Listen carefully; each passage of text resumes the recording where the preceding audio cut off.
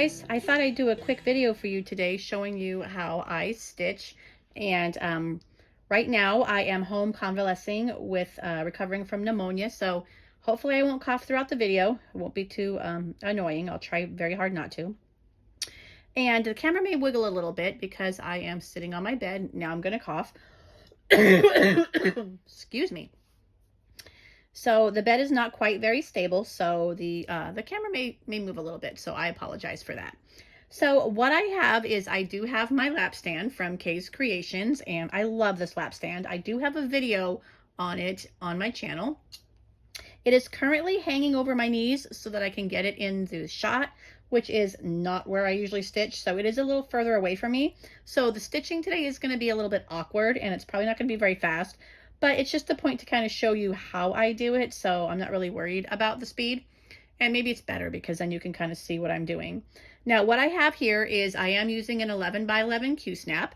I do have 18 count Aida. This is Milk and Honey by Fiber on a Whim, and I believe it is on a Zweigart base. I am using the pattern 1,000 Hills, and I'm currently like over here in this section. And this is by Plum Street Samplers. I am not using the called for colors because I have converted all the colors to Color and Cotton. Color and Cotton is one of my favorite overdyed flosses. Here, I'll show it to you here. I do love Color and Cotton. I think that they are beautiful flosses. They're vibrant and colorful. They're soft. They're easy to use. I don't have any problems with them. And most of all, they give you a full 8 yards per skein, which is equivalent to DMC or Cosmo. Usually like Weeks Dye Works or Classic Color Works, Gentle Arts, the usual overdyed companies will give you 5 yards. This is 8 yards and it's about the same price. So I just really appreciate that, and I love using it. So I'm going to zoom in a little bit so you can kind of see what I'm doing. As I zoom in, you're going to notice the Aida more and more. You don't notice it really far away, but when you get right up on it, I don't have a problem with Aida. I love using Aida. I can stitch easily. I don't have to struggle with it with my eyes. If I always said I'd like to try linen one day, but I really can't see it. So this is my fabric of choice. And I think it's lovely. I think the projects come out just fine.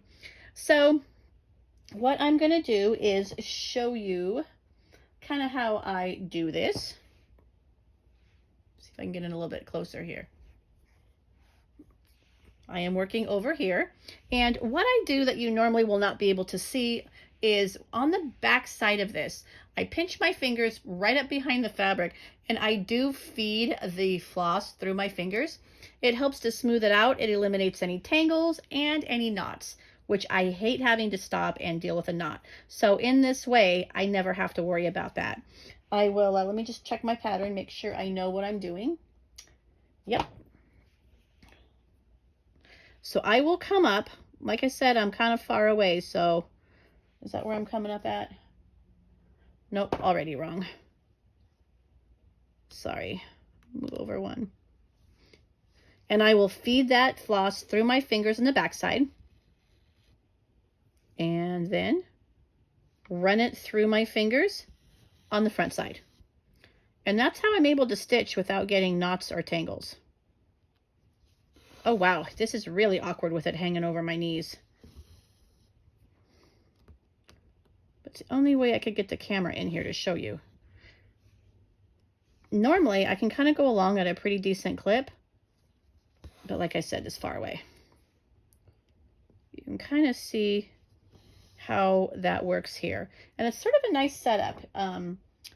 Like I said, I don't have problems with tangles or anything like that. And it usually goes pretty quickly when it's up close to me. You can also loop it around your finger if you like that. It also helps to make sure that there are no tangles or no knots. I find it just as quick to do it the other way and just feed it through the same way both sides. Now here I am two-handed stitching. You can also do this one-handed stitching. Just pull your hand up, do it from the other side, loop it through, and then feed it through your fingers in the back side. Move your hand around because, you know, not everybody's comfortable. Now, if I was doing it this way, I would loop it through my fingers this way on the front. So I pinch it in the back, come up over the front, and then in this way, just loop it over my finger. And in that way, you can stitch without any problems. Like I say, it kind of goes pretty fast when you have it comfortable and set up in front of you. Just do a couple more for you.